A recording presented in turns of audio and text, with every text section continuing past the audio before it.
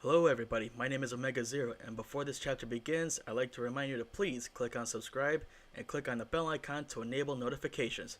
Thank you.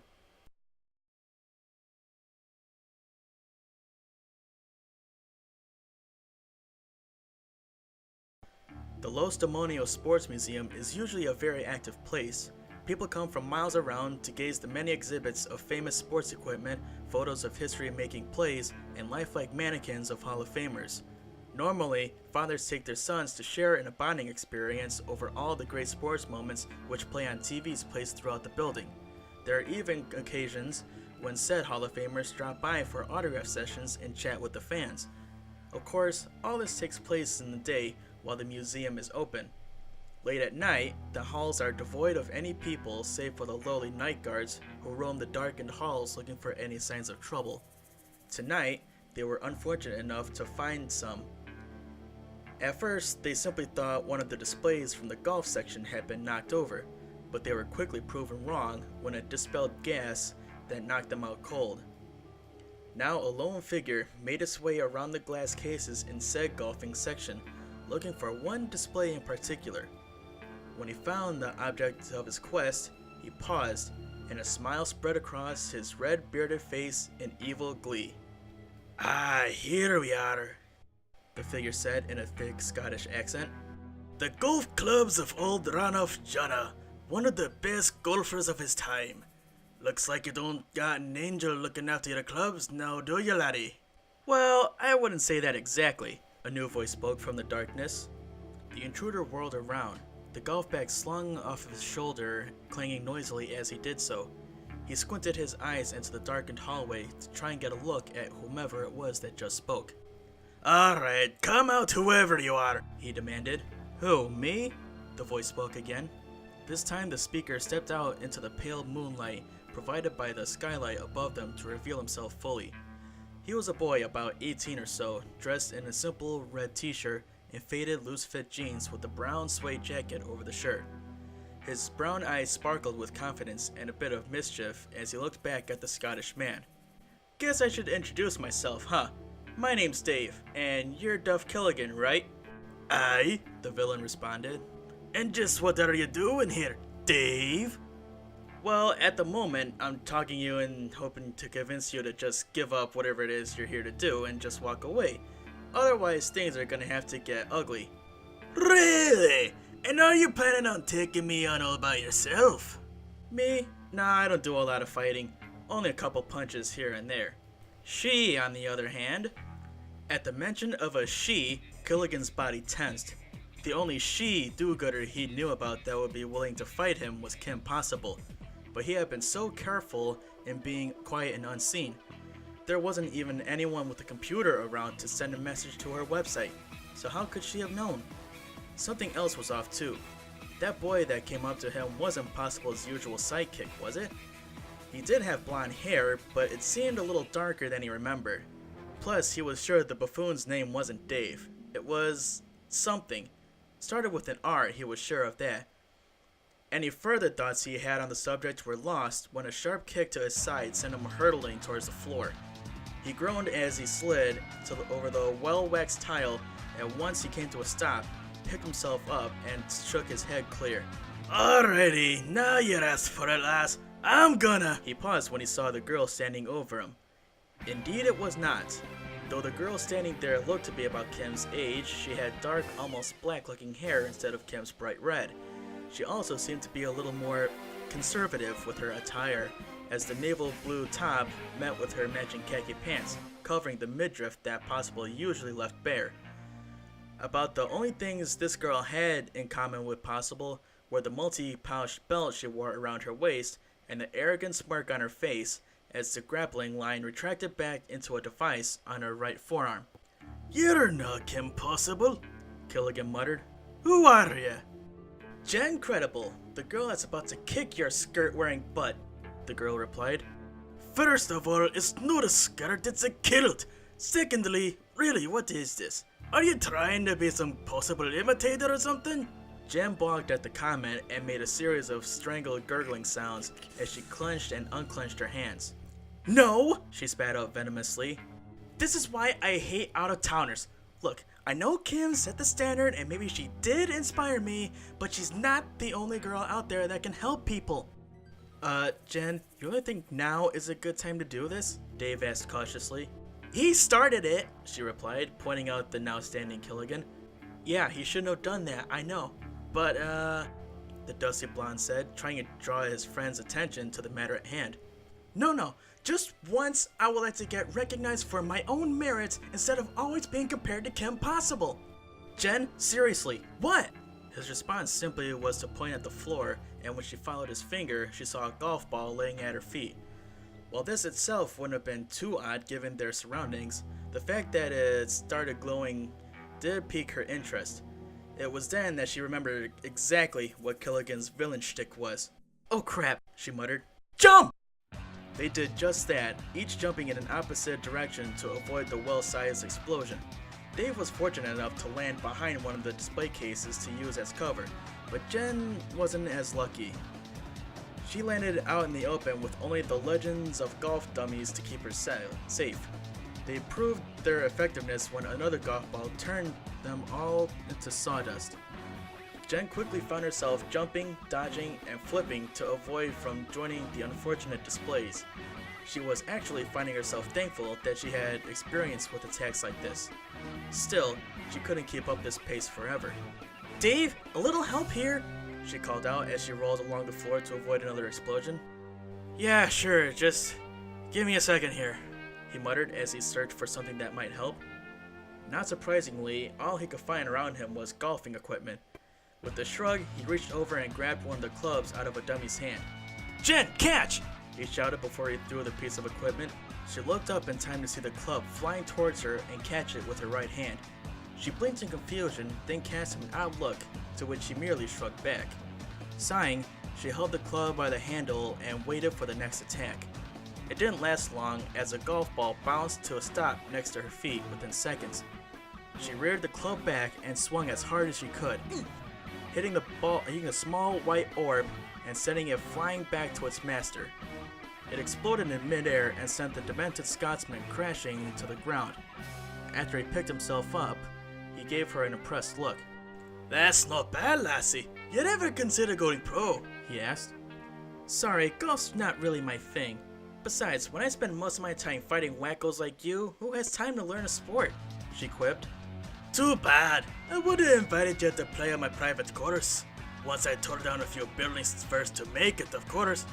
But if you don't wanna...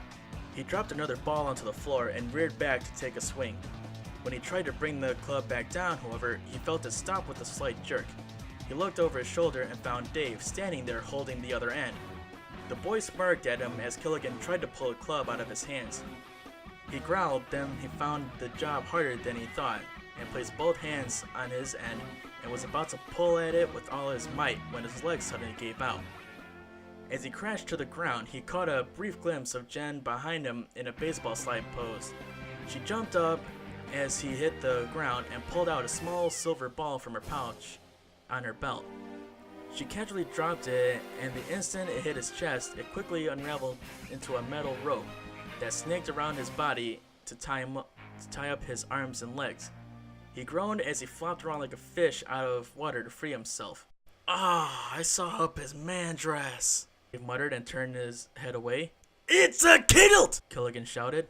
It's disturbing! The blonde returned, then looked to his partner. You couldn't have done that earlier? Well, I was a little preoccupied avoiding all the exploding golf balls, Jen snapped. Could have done it when we first got here and saved yourself the trouble. Yeah, well, I got a bit distracted. 'Cause he mentioned the unmentionable name? I didn't say people couldn't mention her, it's just that I would like to stop being compared to her. Just 'cause we're both teen girls that save people doesn't mean we're exactly the same. She does her thing, I do my thing. Just would be nice if people would recognize my thing a little more is all. Face it, we work better in the low end of the saving people spectrum. All that glitz and publicity, well, it's not for us. Jen crossed her arms and gave him a sour look. If you're joking, then that's just cruel. But if you're being sarcastic, that's even worse, she snipped. I'm just saying. His sentence went unfinished when he suddenly grabbed his head as if in pain. While the outside world only saw him holding the bridge of his nose and jerking about slightly, inside his mind was a collage of pictures flashed by a blinding pace. He saw a run-down warehouse in another city, a pale-skinned woman with a small bulge in her stomach strapped down to a table and screaming while a younger red-haired girl fought for life against grayish creatures. The very last image was of a demonic yellow fact with blazing red serpentine eyes grinning evilly. He let out a gasp when the vision finally passed and took a few steady breaths as he rubbed his still throbbing head. When he finally forced his eyes open, he saw Jen looking at him with a worried and expectant look. "So, what did you see?" she asked. He swallowed before speaking. "You know that day you always said you knew would come?" he asked back. "Yeah," she answered vaguely. "Wait, do you mean?" "Yeah. Kim Possible's gonna need our help." "Shannon? No. Casey? Try again. What about Samantha? No. Brenda? Nah. I still like Shiki. We'll keep that one in the maybe pile. How about Cassie? How about we go back to the book instead of just randomly thinking up names?" Shego suggested as she opened the big book of baby names. "Fine. B. We'll start with that. How about Don't even think about finishing that name," Kim snarled venomously, which surprised Shego. She then sighed when she realized what she was doing. "Sorry, it's just that bitchy girl from school," the older woman ventured. "That bitchy girl from school," Kim confirmed. "Then we'll definitely not be going with that name. Still, I'm sure there's something in here that we can agree on." The teen hero nodded as she grabbed the other end of the book and started scanning through the list of names.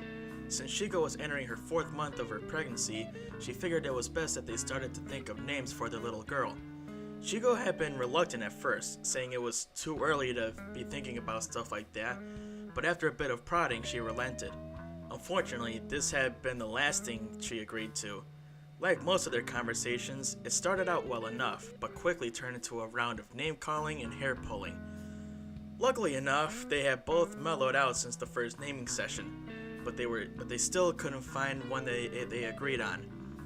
Kim had suggested a way to combine their names to respect both parents, while Shego really wanted something new. Kim's mother suggested using the baby name book, but that only seemed to lead to more arguing. They had been through it at least twice already, and still hadn't found one that they both liked yet, and it seemed the third time definitely wouldn't be the charm. Kim sighed as another page was turned. "Look, why don't we go back to trying to find good combinations of our names?" she asked. "Shiki still sounds good to me," Shego replied offhandedly. "I'm not saying it's a bad name, it just doesn't feel right.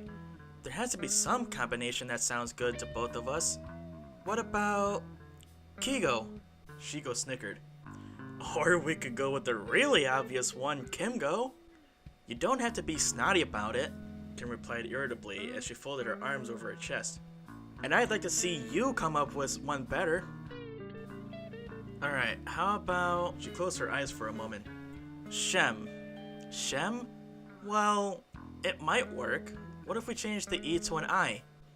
"Shim? You really want to call her Shim?" "Just toying around with it. What if we drop part of the M?" Shego gave her a funny look, to which Kim sighed. "Make it an N. Shin. That has a nice ring to it, and I think it means new." The redhead replied and then started flipping through the name book, only to come up empty. "Well, I swear I heard that's what it meant somewhere. Either way, I like it. What do you think?" "Shin, eh? Well, it does sound kinda good. And if anyone makes fun of her, that's exactly where she can kick them." Kim chuckled at that. "Still, I think it's got a nice ring to it. Shin Possible." Whoa, whoa, whoa! When did we decide to give her your last name?" "Well, we can't really call her Shin Go now, can we?" She paused to think about that for a moment. "That's not your real name, is it? I mean, I know you and your brothers all had a Go suffix, but those are just superhero names, right?" Shigo's eyes darted around nervously as she tried to think of a way out of the situation.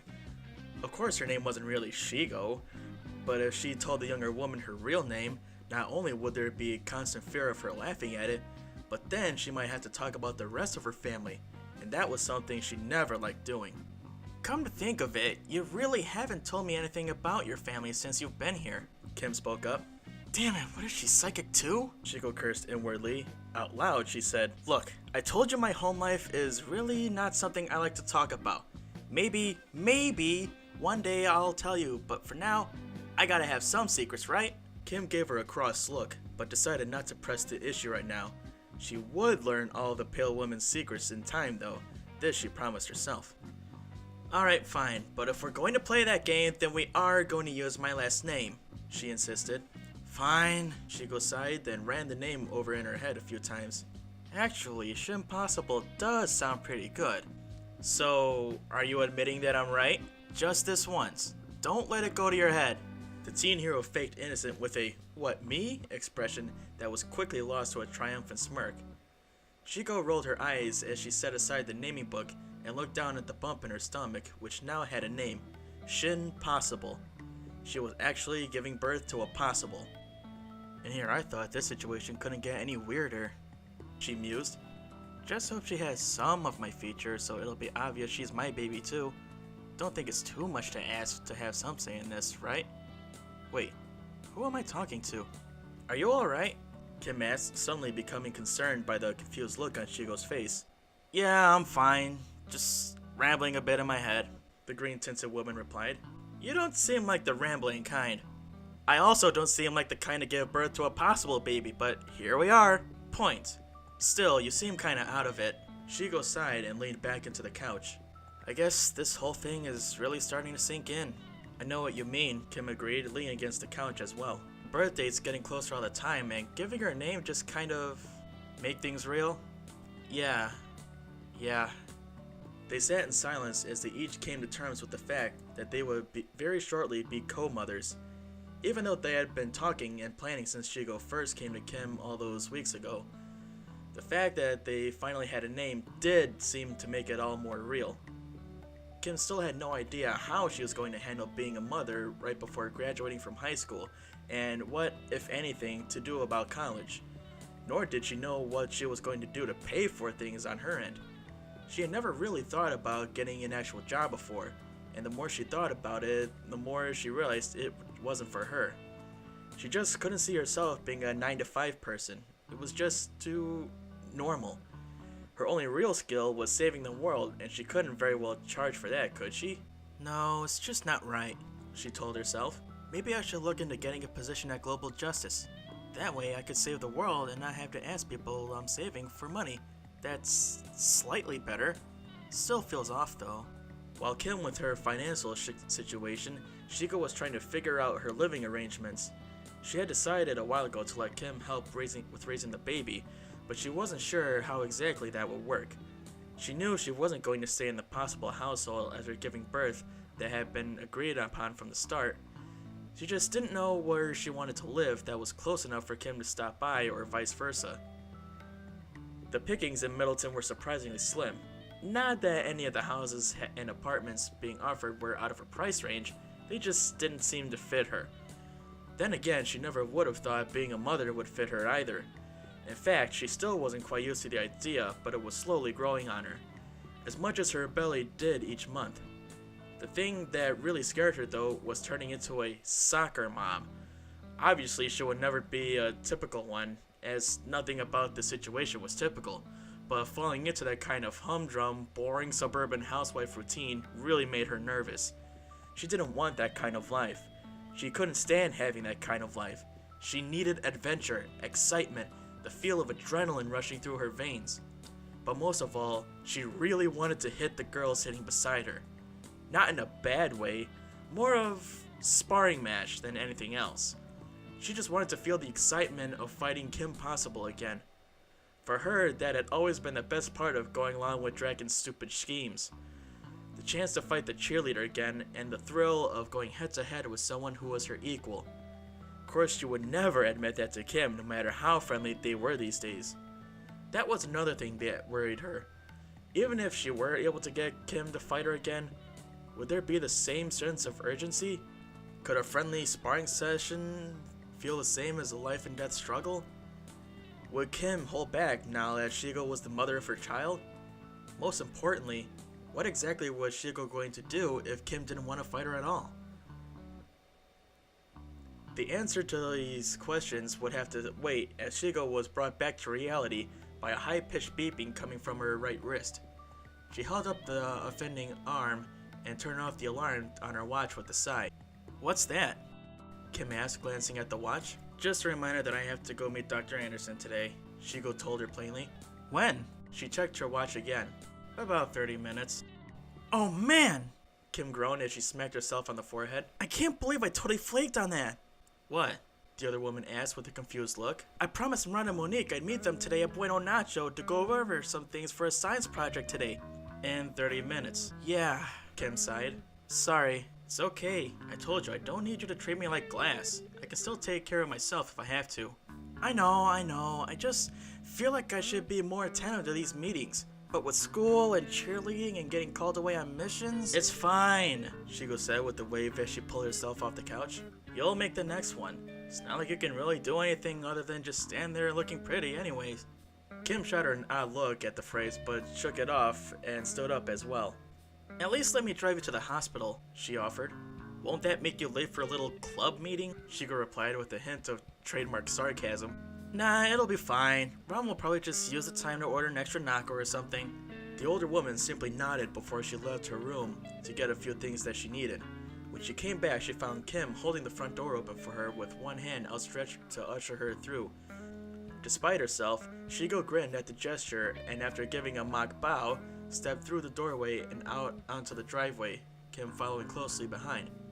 When they reached the car, Kim again held the door open for her and helped her ease into the seat.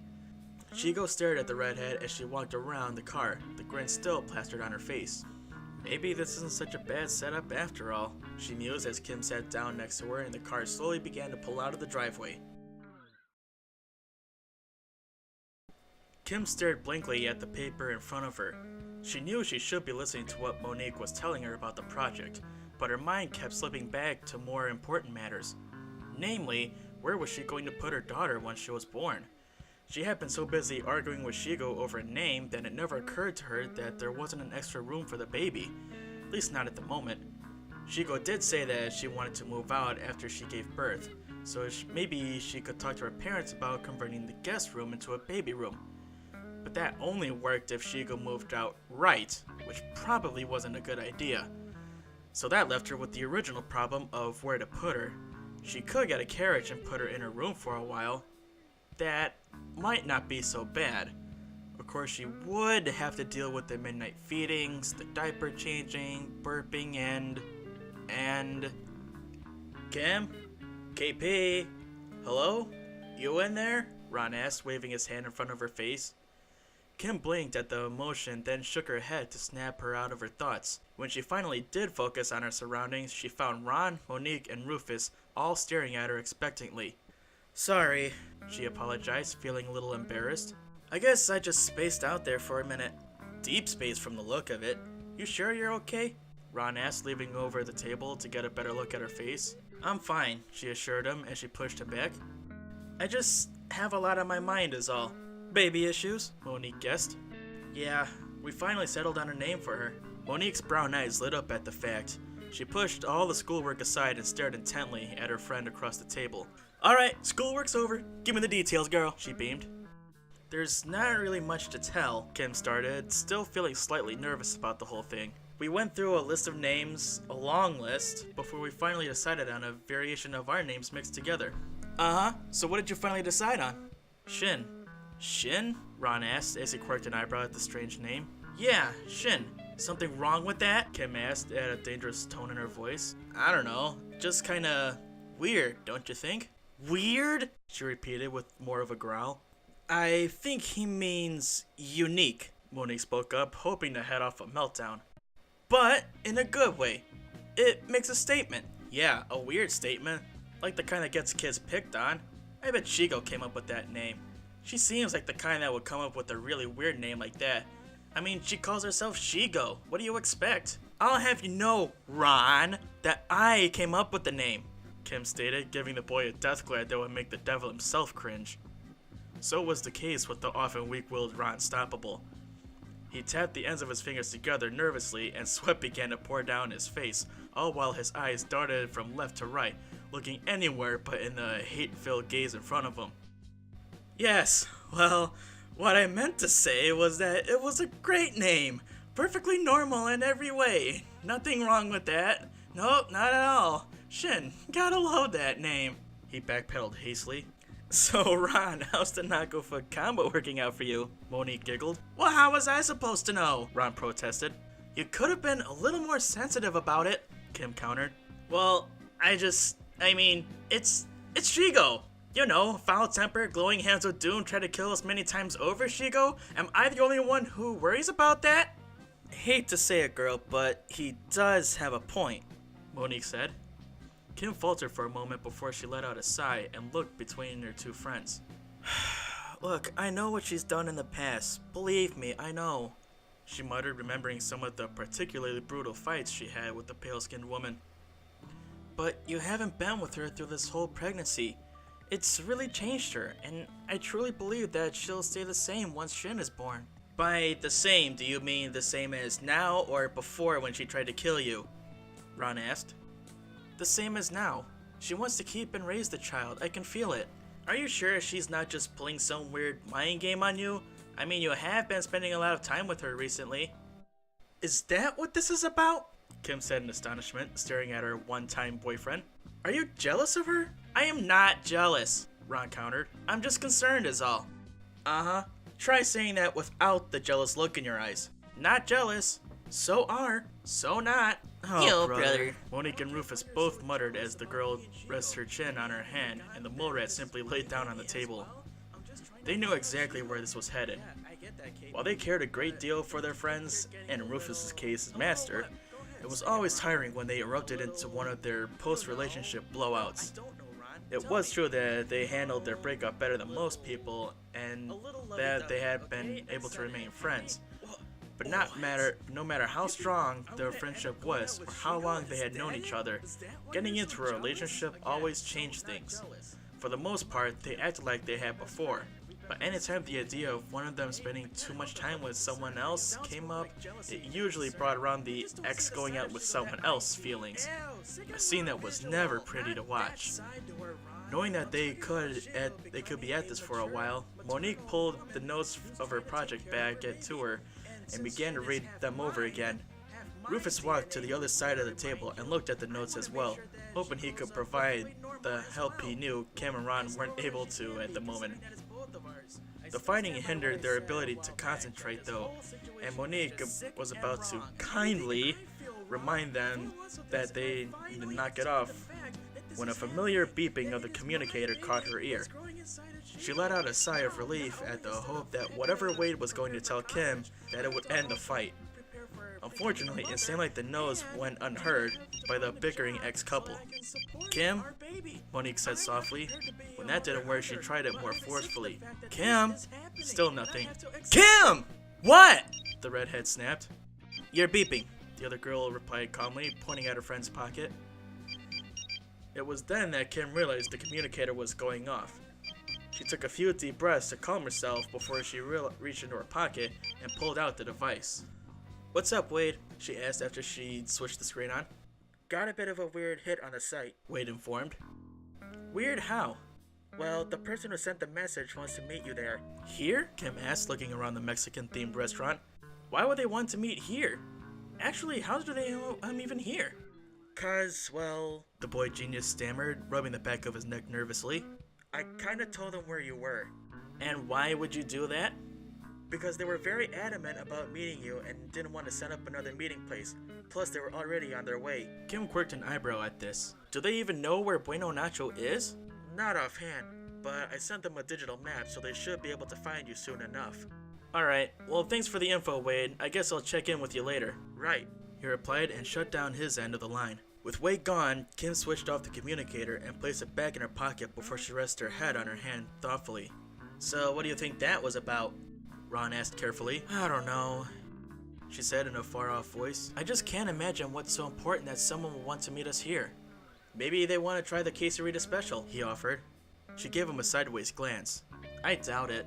I'm just saying. She shook her head in her hand, then went back to trying to uncover this mystery. It was very rare for one of the hits to want to come to her instead of vice versa. Usually it was from some scientist who didn't want to make it public knowledge that their latest invention had been stolen. But if that wasn't the case here, then what could this person want? Whatever it was, she couldn't shake this feeling that her day was about to get a lot more interesting and probably weird. A few short miles away from Bueno Nacho, a black 4-seat convertible sped through the streets of Middleton. While the boy driving kept his attention on the unfamiliar roads ahead of him, the girl next to him was so lost in her thoughts that she barely noticed the wind blowing through her shoulder-length hair or the slight beeping of the device in her right hand. "So where to now?" the driver asked. When he didn't get an answer, he glanced over at her. "Jen?" he asked again. "Huh?" The girl answered absently. "Which way do we go?" "Oh, right. She looked down at the small device in her hand, which displayed a digital map of the city. A blinking red dot indicated their destination, while a moving blue dot represented the car. She studied it for a moment before looking up at the street. "Take this next right coming up," she told him. "Right," he replied. He waited until he took said turn before speaking again. "So what's up?" he asked. "Huh? Oh, it's nothing," Jen replied with a dismissive wave. "No, it's definitely something. I've worked with you long enough to know that. So what's up?" "I don't know. I'm just nervous, I guess." "You? Nervous? This really that big of a deal to you?" "Well, this is Kim Possible we're talking about. She's, I don't know, I guess you could call her a legend." "I suppose, if you want to be overdramatic about it. I don't think what she does is any more important than what we do." "She saves the world! Frequently!" Jen shouted, staring at her partner in amazement. "We've saved the world a couple times too," he counted. "Yeah, but not like her." "You're right, she gets all the credit for it, and for our efforts we get, what, compared to her?" "Yeah," Jen sighed, sinking down into her seat. "Which is another reason why I'm nervous about this. As much as I respect the girl for what she's done, also being compared to her is irritating. What if instead of just saying hi or something like that, I go completely off on her?" He seemed to think this over. "Well, if you do get into a fight, I could always sell tickets. Especially if there's mud and bikinis involved." "Dave!" she admonished. Alright, I was just kidding," Dave relented. "Mostly." "You're hopeless," she replied with a shake of her head. "Maybe, but you gotta admit I'm fun." Jen simply shook her head in response and felt slight again. Dave sighed when he caught a glimpse of the introspective look on her face. He didn't need a vision to tell him what she was thinking about. "Look, just be yourself and you'll do fine. Just cause she saves the world more than we do and is more well known doesn't make making us any less special. We just operate on two different levels. I mean, come on. Would Los Demonios be as tolerable as it if we weren't around?" Jen took a moment to think over his advice, and before long a smile crept over her face. "You're right," she said. "I just gotta be me and approach her as a colleague. I'm sure she'll be willing to let us help. I mean, this is one of our bad guys we're talking about, so she could use our experience. I'm just getting worked up over nothing." "That's the spirit," Dave encouraged. Jen nodded and sat back in the seat to enjoy the rest of the ride. Dave was right. She was thinking things way too much and putting Kim on too high of a pedestal. She just needed to relax and explain the situation calmly when she met up with her. If she did that, then everything would turn out just fine. At least, she hoped it would. Kim refocused her attention back on the paper laying on the table in front of her as she waited for this mystery person to show up. She figured she might as well do something productive with the extra time she had. The assignment called for each team to create a robot that could do a simple task, which in this case was to compete with Rufus in a maze. No doubt Ron was the one behind choosing the objective. Still, it seemed easy enough, and Monique had actually made a lot of progress without her. While it was good to see the project going so well, what with Ron's well-known procrastination, she couldn't help but feel guilty about not being a bigger help. "Looks like it's going pretty spankin' so far," she complimented. "Sorry I couldn't do more of the planning." Don't worry about it," Monique replied cheerfully. "It wasn't so hard to come up with everything. Heck, I even got Procrastinator Boy here to help out a bit." Kim's mouth dropped at this, and she looked at Ron in utter shock. He noticed this look, and his face quickly contorted with an indignant look as he folded his arms across his chest. "Don't give me that look," he said. "I'll have you know that I've done a lot on this project." "Really?" she asked, seemingly unconvinced. "Yeah, been running time trials with Rufus to get all that, data stuff. It's been fun." "Fun?" the mole rat squeaked. Any remark Kim was going to make was interrupted by someone shouting a very familiar name. Kim? Kim Possible! Instantly, the girl whipped her head around and readied herself for a fight. Apparently, the years of hearing villains shouting her name in surprise triggered a Pavlovian reflex in her. She calmed down when she saw the person who had shouted her name, a rather unassuming girl around her own age. She had very dark, almost black hair, and was dressed in a light blue t-shirt and jean skirt. The boy next to her was also dressed rather plainly in a pair of jeans and a red shirt with a brown suede jacket. She stared at them questionably as they walked over to her table. Could they really be the ones that had placed the hit on her site? Hi, I'm the one that placed the hit on your site, the girl explained as she held out her hand. Guess so, Kim thought, amused as she took the offered hand. Out loud, she said, So, how can I help you? Actually, I was hoping I could help you. Do you mind? She asked, pointing to the empty spaces next to Monique. Kim motioned for them to sit down as she continued to give the girl a confused look. The request definitely got her attention, and she wanted to hear more. Hey, the boy said as he slid next to Monique. Hey, she greeted back, feeling a little uncomfortable at how close he was. So, what do you mean, you can help me? Kim asked after they both were seated. Well, it's a bit of a long story and I don't really know where to start, the girl replied. How about with your name? Oh, right, sorry. Jen Credible. Actually, here. Kim watched intently as Jen fished around in her pocket for something, the teen hero's guard rising again in case the other girl pulled out a weapon. What she did pull out was much more of a surprise than any weapon. It was a business card. She stared at it for a second before taking it and looking at it. It read quite simply, Jen Credible, fighting the good fight. Office phone number 429-555-6181. Home phone 429-555-2655. Kim looked up at the card skeptically. Fighting the good fight? She questioned. Yeah, I know. I'm not too thrilled with it either. Still trying to find a good slogan, Jen explained. Not everyone can claim to do anything. Yeah, well, Kim stammered. Actually, that would look pretty good on a card, Ron mused. KP, we should know cards, she stated. Man, no cards, no themes, no charging people. Why do I even do this? He muttered, crossing his arms over his shoulders. He then noticed the stern look of disapproval Kim was giving him. I mean, other than the satisfaction that comes with helping those people who need it, of course. Kim rolled her eyes at him before turning back to the other girl. In his own unique way, Ron does raise a good point.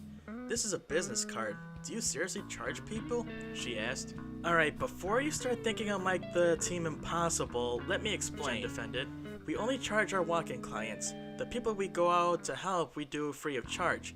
And it's not like we're charging outrageous prices like those jerks. I take it that means you've had a run-in with them? Oh yeah, the brunette replied with a huff.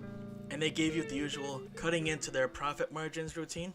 Yep, and that little girl shouldn't be out fighting dangerous criminals. Completely patronizing, and in my city too. Sounds like them, Kim sighed. So what did you do? I graciously let them come along on one of our missions, and they pretty much went running for the hills when they met up with the prankster. The prankster? The redhead repeated. Heh, he sounds kind of fun, Ron said. Only if your definition of fun is dropping a bucket full of battery acid on someone's head, Jen counted, to which Ron and Kim both cringed. I withdraw my statement, Ron replied weakly. Good, 'cause trust me, you really don't want to encourage him, Jen advised. So is that who you fight? Kim asked. Him and a host of many other costumed loons. Theme villains, oi. Give me the mad scientist any day, she said before something clicked in her mind. Wait, you said you go out and help people too, right? Right, Jen nodded. So, how do you know? Do people email you or call or what? Sometimes, yeah, but most of the time, that's my department. Dave spoke up, turning away from his conversation with Monique. Sorry for the late introduction, but I find it's best to leave her alone when she's on a tangent. I wasn't on a tangent. We were talking, Jen corrected. Right. Anyway, my name's Dave Sear. Sear by name and occupation. What? Kim, Ron, and Monique all asked. I have precognitive powers. Precognitive what's it? Ron asked. Dave sighed. I get visions. That is to say, painful migraines with pictures. So you can see the future? Kim surmised. Oh, I wish I could do that, Monique squealed. I'd be able to get a lead on all the good fashion trends before they even hit the stores. Hey, if you want them, you can have them. They're a real, well, pain. Like, a lot of pain. And you have one of these visions about me? Kim asked, trying to steer the conversation back on track. Yes, Jen spoke up. From what Dave told me, you and Ron are fighting against what sounds like one of my villains, while some pale woman is strapped down to a table and screaming. Shego, Kim gasped. So I was right, that was her. Alright then, here's the next question. Why would you be helping her? Last I heard, you two were enemies. Oh, well, that's kind of hard to explain, the other teen hero said nervously. Shigo's having Kim's baby, Ron plainly stated. Jen and Dave stared at each other in surprise, while Kim alternated between being embarrassed by the revelation and angry at Ron for blurting it out so easily. Guess that would explain the bulge in her stomach then, Dave remarked with a tilt in his head. You didn't tell me that, Jen said accusingly. I thought she was just getting fat. Ew, wouldn't let Shego hear you say that. She kinda has a short temper, Ron stated. Kinda like someone else we know, Monique added, looking over at Kim. What's that supposed to mean? Kim growled. She then shook her head clear of those thoughts. No, we don't have time for this. If Shego might be in trouble, then I need to find out what. So what's the sitch? Jen couldn't help but smile at having the girl's trademark phrase directed towards her. A smile that soon disappeared when she realized that she had to try and explain. Well, it's kind of unusual, she cautioned. I've seen giant cockroaches, mutated octopi, monkey ninjas, doomsday devices of all kinds, been trapped in the TV, and had my brain swapped out with his. Kim jerked her thumb towards Ron. Bring it on. Demons, Jen simply said. Demons? The trio of friends asked again in unison. Yep, demons. The whole vision thing is really tied into the paranormal, Dave explained.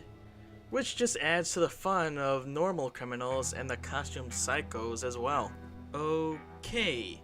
Accepting the fact that there are such things as demons, is that what we're dealing with here? Well, yes and no, Jen answered. From what Dave told me he saw, it sounds like we're dealing with Pazuzu. Pazuzu? What kind of a villain name is that? Ron snorted. Well, it's a demon name. But I thought you said we weren't dealing with a demon, Kim asked, feeling slightly lost. Pazuzu is the name of a demon. The one we're tracking, though, is just a guy in a costume who took the demon's name. However, he's tied very tightly to the occult and uses a lot of low-level demons as his, well, I guess you could say his henchmen, Jen explained. Kim blinked several times as she tried to process this new information. Even for her, it was a lot to take in. Demons did exist, and apparently some humans used them as henchmen.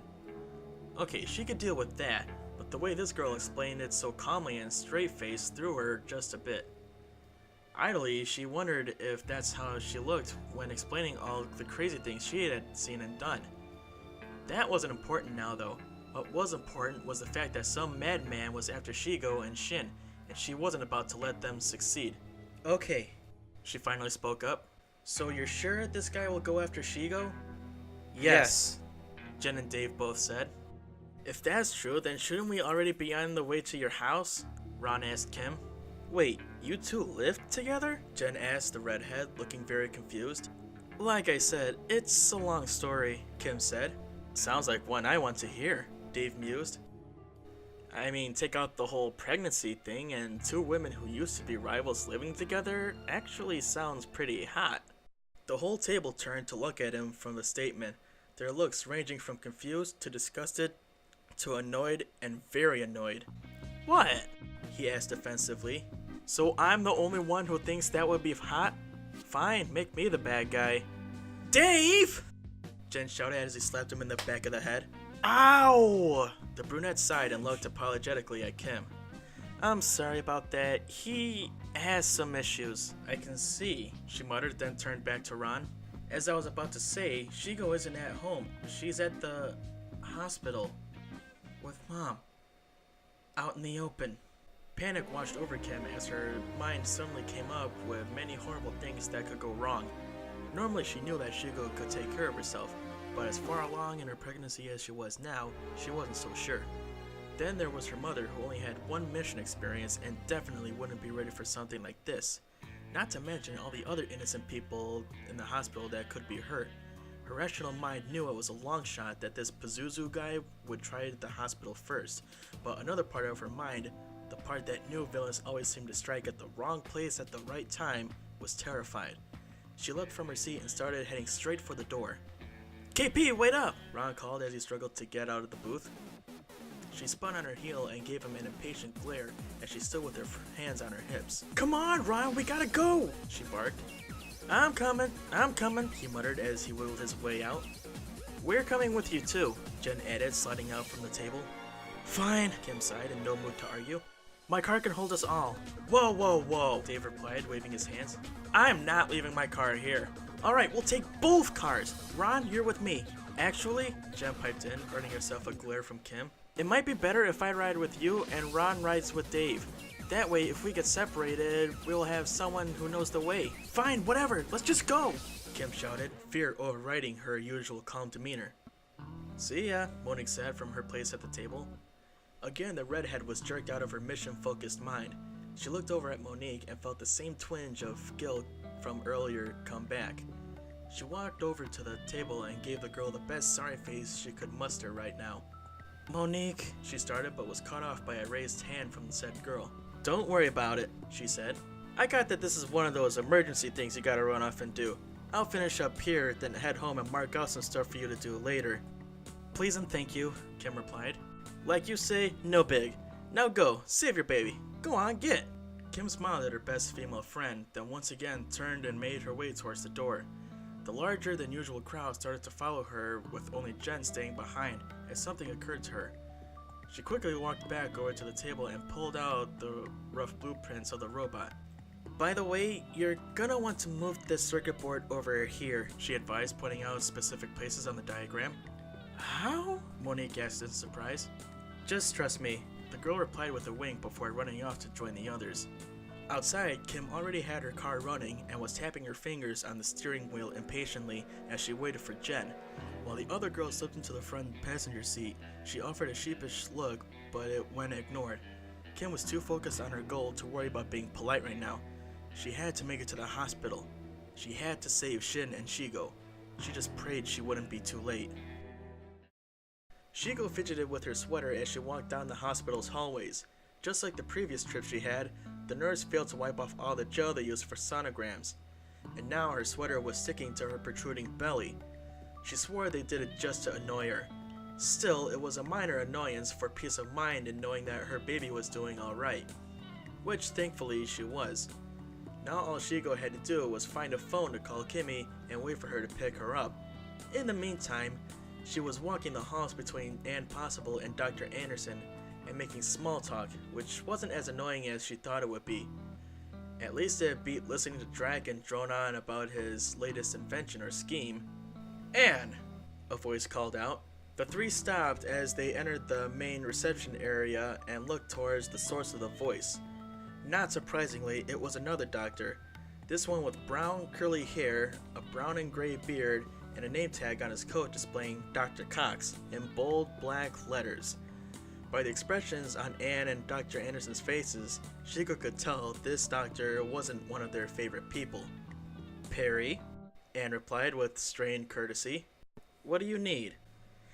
"I just wanted to say congratulations on becoming a grandmother so early in life. You must be very proud," the doctor said in a condescending tone, then looked towards Shego. "And you must be the lucky young lady carrying this miraculous baby. I hope it's doing well, because obviously it's going to need all the strength it can get to survive all the years of taunts it's going to endure by being the freak with two mommies.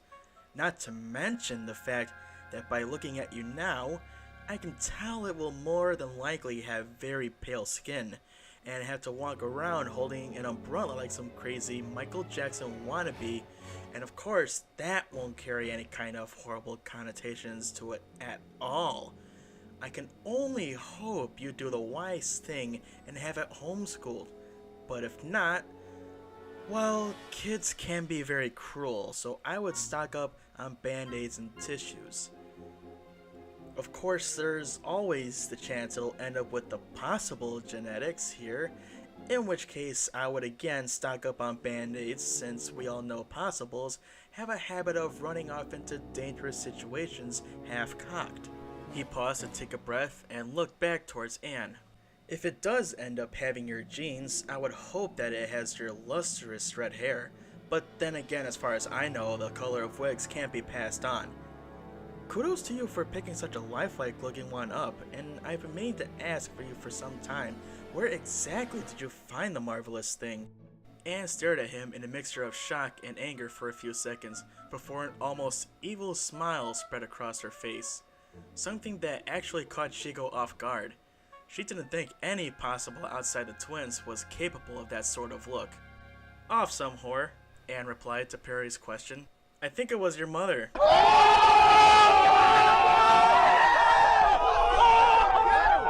If the smile had surprised Shego, the comment almost knocked her over, soon joined by the doctors Anderson and Cox. All three stared at the redhead, but only Dr. Cox had a look of amusement, while the other two people just had blank looks on their faces. Well, I see the cat has some claws after all, Perry mused. I look forward to facing you again in a battle of wits, but right now I have patients to attend to and interns to make cry, so if you'll excuse me. The group watched him walk off down one of the hallways, and it was only after he turned the corner that they finally spoke again. That guy is an ass, Dr. Anderson muttered, then looked to Anne. Gotta admit though, that was a really nice comeback. No kidding, Shego added as she broke out into laughter. I didn't think anyone who raised someone like Kimmy would be able to hit so far below the bell.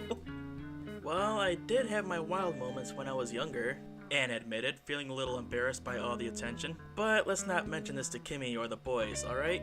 Any remark Shego was about to make was cut off by the main entrance exploding. Shards of glass and metal flew into the lobby as patients and medical staff alike took cover. Only Shego remained standing, having been used to such things in her time as a villain. She and the others still within the lobby watched a small group of figures started to emerge from the cloud of smoke. The first figure to emerge surprised even the hardened Shego. It could only be described as a humanoid creature with hard gray skin and long arms with four-fingered hands that ended in scythe-like yellowed claws. The head sat on a small protruding stump that served for its neck, while his face sat rather low on the head, creating a rather large forehead. Small yellow orbs served for eyes placed between a pig-like snout with two floppy ears on the side of its head. Drool dripped down from the sides of its mouth as two sets of large tusks overlapped its top and bottom lips. The beast snarled and gathered crowds as three more of its kind came out of the smoke, their clawed feet clicking loudly on the linoleum floor. The next sound the terrified mass heard was similar to that of a small engine. It was soon accompanied by the appearance of a fifth figure that rose high above the smoke on some sort of small vehicle that looked like a lion-headed eagle. Its rider looked more human in proportion-wise compared to the other creatures, but still looked demonic in his own right. His skin was a sickly, jaundiced yellow, but also scale like that of a snake. The slits of his pupils only helped to enforce the snake image, but their deep red backing also seemed to favor the demon part. More demonic credence was given by the two sets of small horns protruding from the sides of his eyebrow ridges and his pointed ears. The biggest difference between the rider and his compatriots was the fact that he actually wore clothes, though they consisted of a stitched-up black tunic and loincloth held together by a brown leather belt and a tattered cape and hood combination that swayed slightly from the output of the device's engine. He held a toothy grin on his face as he searched the crowd, his left hand resting on the hilt of the sword at his hip. It didn't take long for his serpent eyes to settle on Shego, standing in a defensive position. "You," he growled in a deep, gruff voice as he pointed to her. "You're coming with me." "Oh really?" Shego remarked as she ignited her powers. Well, you're welcome to try. Shego, you can't, Dr. Anderson whispered into her ear as he stood behind her. Yeah, I know, I can't use my powers too much, but I'll be damned if I'm just gonna stand here and let him take me. Such a fighting spirit. I like that. Take her! The demon demanded. With that, great demons rushed forward, only to be met with a stream of green plasma energy. Unfortunately, this only succeeded in slowing two of them down, and Shego growled as she let loose with the fury of swipes toward one that had closed in on her. As she raked her glowing hands across its almost rock-hard chest, she really wished she had her own clawed gloves with her. After a few more swipes, she pushed it back with a strong kick to the throat right as another came up behind her. Acting purely on instinct, she grabbed the wrist of the arm it swiped at her and threw it over her shoulder, causing it to slam into the one she had just kicked. It took its toll on her too, however, as she lost her balance and would have fallen over if not for the quick reflexes of Dr. Anderson. He pulled her back up to her feet, and before she could even thank him, another of the creatures backhanded him and sent him flying across the room. Shego growled again and punched the hideous thing right in the face with a plasma-charged hand. This seemed to hurt it as it stumbled backwards, holding its face and giving off a whimpering noise. She smiled at discovering the seeming weakness and readied herself to unleash the fury of hell on these things when a familiar-sounding cry broke her thoughts. "Anne!" she shouted. She whipped her head around just in time to see one of the creatures picking up Kim's mother and throwing her up towards its master on the glider. After instinct in her body told her to run over there, jump through the air and intercept Mrs. Possible, but she knew she physically couldn't do that. Instead, she had to watch helplessly as the woman was caught by the serpentine demon and held down by his left arm, while his right hand went up to her throat and planted one of his black claws against her skin, a small trickle of red already starting to flow from the cut. "She dies!" he shouted, drawing Shego's full attention. Her hands shook in silent fury, and the flames around them grew more intense. She could take this joker, she knew it! Just one shot could send the flying contraption of his, and he'd be down. Then she could flip over all his ugly goons, knock him senseless before he even knew what happened. At least that's what the old Shego could have done. The new Shego, the pregnant Shego, could only stand there and feel impotent. Not only could she not perform her once famous aerial maneuvers, she was also worried about Anne's safety. Where she once thought of the woman as nothing more than Kimmy's precious mother, she now saw her as one of her few, very few, friends, and a woman she's respected.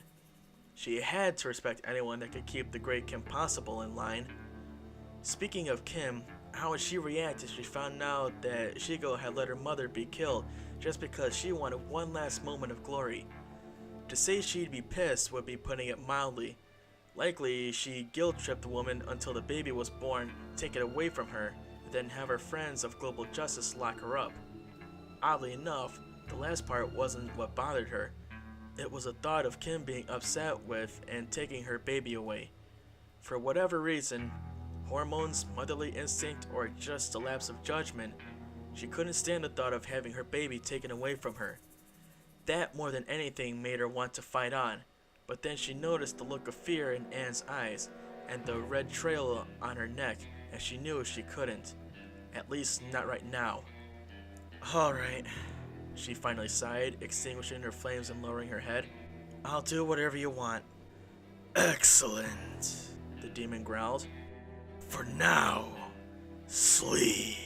The next thing Shego felt was something hard striking the back of her head, and then the blissful slumber of unconsciousness. As she started to fall backwards, one of the gray demons scooped her in his large hands and carried her over to his master. He smiled at his prize and withdrew his claw from Anne's neck before tossing her aside like discarded trash. "Anne!" Dr. Anderson shouted as he ran forward to catch her. The momentum of her fall, along with the recent injury, caused him to hit the floor again when he caught her. Oof! He groaned as he hit the ground, but shrugged it off and immediately began to check her wound. "Shego," she whispered. Dr. Anderson looked up at the group of intruders long enough to watch Shego be handed off to their leader and then take their leave. He sighed in remorse that he couldn't do more to help and looked down at Anne with a sorrowful expression. "She's gone," he told her. "Call Kim," Anne replied. "Right." He nodded, then noticed for the first time all the doctors and nurses simply standing there in a daze. "Well, what the hell are you all just standing around for? Go check on the injured people. Move it! And someone call Anne's daughter!" The lobby erupted into a frenzy of motion after the command snapped everyone out of their funk. Dr. Anderson paid no attention, though, and instead kept his attention on the woman laying in his arms. She had passed out at some point, but mostly due to shock, but he began to treat her wound in any case. Fortunately, the cut looked worse than it was, and once it was finished, he pulled her over to one of the few benches still left standing and laid her down. He started out of a large hole that replaced the hospital's main entrance and sighed once again. While he wished he could have done more, he knew there really wasn't much he could have done. This was just the kind of thing Anne's daughter was supposed to handle. So then, where was she? Where was Kim possible? To be continued. Holy crap. Okay, it is 4:28 a.m. Yes, 4:28 a.m. on Friday, January 26th, now 4:29 a.m. January 26th, 2018.